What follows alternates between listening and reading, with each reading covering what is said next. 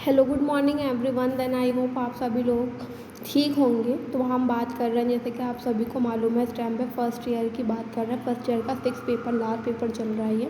उसमें हमारा 5.5 last topic है ये peer tutoring, cooperative learning and को टीचिंग स्ट्रैटेजीज। पीयर ट्यूटरिंग को कोऑपरेटिव लर्निंग और को टीचिंग स्ट्रैटेजीज क्या क्या होती हैं। तो पहले एक एक करके बात करते हैं। फर्स्ट है हमारा पीयर ट्यूटरिंग, मतलब इसको हिंदी में बोलते हैं सहकर्मी शिक्षण। सहकर्मी शिक्षण बोलते हैं। तो यहाँ पे बात करेंगे सहकर्मी शिक्षण प्रारूप का उपयोग क्रमिक तौर पर 1975 के प्रारंभ में किया गया था। पीयर ट्यूटरिंग का जो स्टार्टिंग हुई थी वो 1975 में प्रारंभ हुई थी, परंतु इसकी लोकप्रियता इसके उपयोग के संदर्भ में शोध साक्ष्यों के उपरांत 20वीं सदी के अंत में देखी गई। जब इसके बारे में शोध हुए तो इसकी जो प्रारूपता थी वो 20वीं सदी के, मतलब जो हमारी 20वीं सेंचुरी थी, उसके लास्ट में देखी गई। सहकर्मी शिक्षण का अध्ययन विज्ञान एवं सामाजिक अध्ययन सहित कई क्षेत्रों में किए जाने के साथ साथ कुशल क्षेत्र जैसे पाने में भी किया जाता है। सहकर्मी शिक्षण कक्षा में भी प्रभावी तौर पर कार्यान्वित किया जाता है, जिसमें विभिन्न अधिगम आवश्यकता वाले विद्यार्थियों को सम्मिलित किया जाता है। जो बेसिकली हमारी सहकर्मी शिक्षण है, ये शिक्षण है वो क्या, किन बच्चों के लिए, अधिगम अक्षमता वाले बच्चे, जिन बच्चों को पढ़ने में समस्या होती है, उन बच्चों के सपोर्ट के लिए, उन बच्चों की सहायता के लिए इसे यूज़ किया जाता है। जैसे अक्षमताग्रस्त विद्यार्थी तथा जिन विद्यार्थियों की अंग्रेजी अद्वितीय भाषा है, जैसे कुछ बच्चों को अक्षमताग्रस्त है, कोई समस्या है, तो और उनकी जो लैंग्वेज है वो उनकी सेकेंडरी लैंग्वेज अंग्रेजी है। सहकर्मी शिक्षण एक साधारण शब्द है, क्या है, एक peer tutoring as a normal शब्द है। कई शिक्षण प्रारूपों को इसमें क्या किया जाता है, सम्मिलित किया जाता है। सभी विधियों की संरचना विद्यार्थियों का अभ्यास, प्रत्युत्तर एवं प्रतिपुष्टि बढ़ाने के लिए की गई है कि बच्चों की जो पढ़ने की एबिलिटी है उसे हम किस तरह से इंक्रीज कर सकते हैं। और प्राय इसके परिणाम स्वरूप विद्यार्थियों को प्रेरणा और उपलब्धि में वृद्धि होती है। क्या होता है कि इसमें जो विद्यार्थी है, जो चीज़ों को लर्न कर रहा है, वो मोटिवेट हो सकता है और उसका डेवलपमेंट होता है, वृद्धि होती है चीज़ों को आगे बढ़ने में। ये प्रारूप अलग होते हैं। कैसे शिक्षण जोड़े तैयार किए जाते हैं, कैसे विषय शिक्षण, इसमें क्या बात कर रखी है कि पीयर ट्यूटरिंग, पीयर का मतलब सहकर्मी शिक्षण, जो हमारे साथ में ही पढ़ता है उसके साथ ही हमारा एक मतलब के होते हैं हर क्लास में अपनी अलग अलग, हर किसी के पास एबिलिटी होती है, किसी के पास अधिक जल्दी देखने की, जल्दी समझने की है, किसके पास थोड़ा मतलब कि देर से समझ में आती हैं चीज़ें। तो इस तरह के बच्चों के जोड़े बना दिए जाते हैं, जो एक पढ़ाई में थोड़ा बेहतर होता है और थोड़ा सा जिसका थोड़ा लेवल डाउन होता है। तो इस तरह के जोड़े बना दिए जाते हैं और उन बच्चों के थ्रू ही दूसरे बच्चों की क्या की जाती है, लर्निंग कराई जाती है। इससे बच्चा मोटिवेट होता है, उससे उसकी वृद्धि भी होती है। क्यों होती है? क्योंकि बहुत सारे बच्चे इस तरह की पर्सनैलिटी के होते हैं कि वो टीचर्स के साथ अपनी जो प्रॉब्लम है उसको साझा नहीं कर पाते। तो अपने साथ के बच्चे जो होते हैं, अपने हम उम्र बच्चे जो होते हैं, वो उस तरह के बच्चों के साथ अपनी तमाम प्रॉब्लम्स को सॉल्व क्या है डिस्कस कर सकते हैं, उन्हें बता सकते हैं। तो उनके हिसाब से वो उनकी चीज़ों का समाधान निकाल देते हैं। तो इस तरह की जो आपकी प्रक्रिया है टीचिंग की, वो आपकी पीयर ट्यूटरिंग कहलाती है। आगे बात करें, हाँ, हमारे था पहला पीयर ट्यूटरिंग, फिर था कोऑपरेटिव लर्निंग। कोऑपरेटिव लर्निंग मतलब सहकारी शिक्षा। सहकारी शिक्षा का उद्देश्य कक्षा गतिविधियों को व्यवस्थित करना है, किस तरह से आपकी जो क्लास में एक्टिविटीज़ होती हैं उनको मैनेज करना है। इसके अलावा इसका उद्देश्य सामाजिक और शैक्षणिक सीखने के अनुभव में है, किस तरह से आपको सोशल एंड आपको एजुकेशनल एक्सपीरियंसेस प्राप्त होते हैं। साथ ही इसमें विद्यार्थी किसी कार्य को करने के लिए समूहों से मिलकर कार्य करता है, कोऑपरेट करके एक समूह में कार्य करते हैं साथ में। जिस शिक्षा सुधार जाने में इस सिद्धांत को पेश किया, जो शिक्षा सुधारक है जॉन डेवी, उन्होंने इस सिद्धांत को क्या है, जो आपका एक कोऑपरेटिव लर्निंग है उसका निर्माण किया, उसको बनाया। समूह का सावधानीपूर्वक चयन करना शिक्षक का उत्तरदायित्व है कि वो बच्चे को किस तरह से मतलब कि सिलेक्ट करके देता है ग्रुप के। इस ग्रुप में आपको बच्चों के साथ काम करना है, जो भी उन्हें रिस्पॉन्सिबिलिटी दी जाती है वो रिस्पॉन्सिबिलिटी वो बच्चे फुलफिल करते हैं। प्रत्येक सदस्य सीखने के लिए जिम्मेदार होता है और साथ ही अपने साथियों को जो सिखाया जाता है, जैसे मतलब कोई भी आपको ग्रुप में चीज़ें चल रही हैं तो हर एक क्या है, इक्वली पार्टिसिपेट करे और हर एक कोई इक्वली रिस्पॉन्सिबल होगा चीज़ों को लेकर।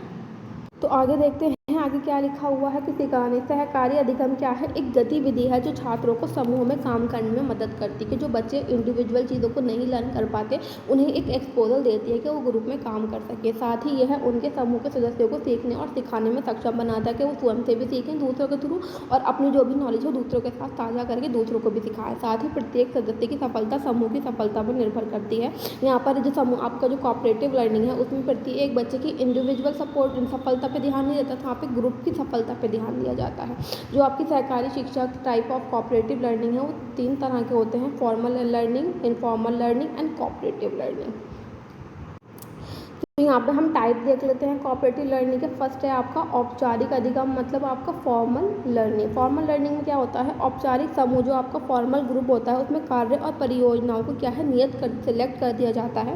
साथ ही असाइनमेंट पूरा होने तक वह एक साथ करते हैं, जो भी उन्हें एक पर्टिकुलर वर्क असाइनमेंट दिए गए हैं वो उसे एक पूरा होने तक तब तक ही साथ रहते हैं अपने एक फॉर्मल रूप से। समूह की एक स्पष्ट संरचना है। इसके अलावा शिक्षक समूह का चयन करता है। जो भी आपका टीचर होगा वो आपको समूह सेलेक्ट करके देगा कि आपको इस समूह में रहकर ये असाइनमेंट पूरा करना है। इस तरह की चीज़ें जो हमारे मतलब प्रेजेंटेशन देते हैं हम लोग क्लास में फॉर्मली, उसे आप औपचारिक अधिगम या फॉर्मल लर्निंग बोल सकते हो। असाइनमेंट के आधार पर समूह विषम और सजातीय हो सकता है। इसी तरह 3 से 5 व्यक्ति समूह का सबसे अधिक उत्पादक माना जाता है। किस तरह से बच्चों का डिवाइडेशन कहता है, कुछ ग्रुप में आपके 3 बच्चे देखने को मिलेंगे ज़्यादा से ज़्यादा, और ज़्यादा से मतलब 5 और 3 का ग्रुप अधिक देखने को मिलता है। तो ये आपका फॉर्मल अधिगम है, फॉर्मल लर्निंग है कि आपको एक पर्टिकुलर चीज़ प्रेजेंटेशन असाइनमेंट के लिए आपका एक ग्रुप बना दिया जाता है। उसके बाद बात करें, नेक्स्ट है हमारा अनौपचारिक अधिगम मतलब इनफॉर्मल अधिगम। ये औपचारिक अधिगम के ठीक विपरीत है। जिस तरह से फॉर्मल लर्निंग थी उसके ठीक विपरीत अपोजिट बात की जाए तो वो आपका इनफॉर्मल लर्निंग है। इसके अलावा बहुत अच्छी तरह से संरचित नहीं होते हैं। आमतौर पर ऐसी गतिविधियां शामिल होती हैं जिनमें कुछ मिनट लगते हैं। इसके अलावा उसके साथ आमतौर पर 2 या 3 से अधिक सदस्य होते हैं। इसका उपयोग त्वरित गतिविधियां जैसे समझने की जांच, त्वरित समस्या समाधान या समीक्षा आदि के लिए उपयुक्त रूप से किया जाता है। मतलब कोई भी एक फॉर्मल रूप से नहीं किया जाता, इनफॉर्मल रूप से चीज़ों को किया जाता है। और वो भी कुछ लंबे समय तक चीज़ें नहीं चलती, एक पर्टिकुलर टाइम, मिनट, सेकेंड या फिर आधा घंटे तक इस तरह से एक्टिविटीज़ होती हैं जो एक सडनली कोई चीज़ बनी, किसी चीज़ को सॉल्व कर रहे हैं, हम लोग रोड पर हैं, कहीं मॉल में हैं, कहीं गए हैं, तो इस तरह की वहाँ पे कुछ प्रॉब्लम समस्याएं उत्पन्न होती हैं। तो उन समस्याओं को हल करने के लिए 2-4 लोग एक साथ मिलकर जो कार्य करते हैं, उस तरह का जो हमारा लर्निंग होता है उसे हम अनौपचारिक लर्निंग कहते हैं। उसके बाद हम बात करें सहकारी आपका अधिगम है ना, कोऑपरेटिव लर्निंग।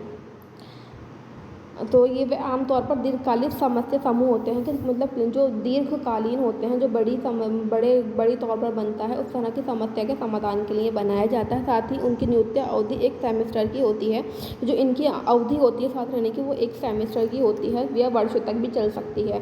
उनकी अवधि के कारण वे आमतौर पर दोस्त या परिचित बन जाते हैं। जब एक चीज़ में आप बहुत टाइम तक पार्टिसिपेट कर रहे हो तो जो साथ में व्यक्ति हैं वो आपको किसी न किसी तरीके से जान पहचान वाले या फ्रेंड भी बन जाते हैं। अच्छे से हम क्लासरूम में बात करते हैं ना, समूह सदस्य के बारे में एक दूसरे का समर्थन और सहयोग करते हैं। जो भी चीज़ होती है वहाँ पे फिर क्या करने लगते हैं, दूसरे का समर्थन करते हैं और दूसरों को सपोर्ट भी करते हैं।